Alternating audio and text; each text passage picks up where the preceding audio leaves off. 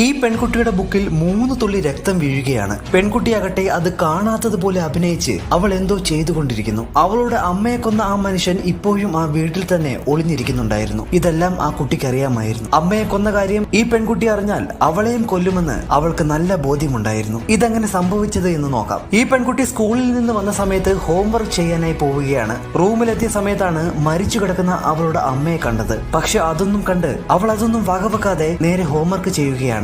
കൊലയാളിയാകട്ടെ അവളെ പരീക്ഷിക്കാനായി ഫോണിൽ വിളിക്കുന്നു. പെൺകുട്ടി ഉടൻ തന്നെ അവളുടെ അമ്മയെ വിളിക്കുകയാണ്. അതിനുശേഷം കോൾ എടുക്കാൻ അമ്മയോട് ഉറക്കെ വിളിച്ചു പറയുന്നു. അവിടെ നടന്ന കാര്യങ്ങളൊന്നും അവൾ അറിഞ്ഞിട്ടില്ല എന്ന് വിചാരിച്ച് ആ കൊലയാളി അവിടെ നിന്ന് പോവുകയാണ്. ആ കൊലയാളി പോയതിനു ശേഷം ആ പെൺകുഞ്ഞ് കരഞ്ഞുകൊണ്ട് അമ്മയെ വിളിക്കുന്നതാണ് കാണിക്കുന്നത്. ആ കൊലപാതകയെ കണ്ടുപിടിക്കാനായി അവൾ വളർന്നൊരു പോലീസ് ഓഫീസറായി മാറിയിരിക്കുന്നു. അവളെ ഞെട്ടിച്ചുകൊണ്ട് അവൾക്കൊരു കേസ് വരികയാണ്. അവളുടെ അമ്മയെ കൊന്ന അതേ പാറ്റേണിൽ തന്നെയാണ് തനിക്ക് കിട്ടിയ കേസിനുമുള്ള ആൾക്കാരെയും കൊന്നിരിക്കുന്നത്.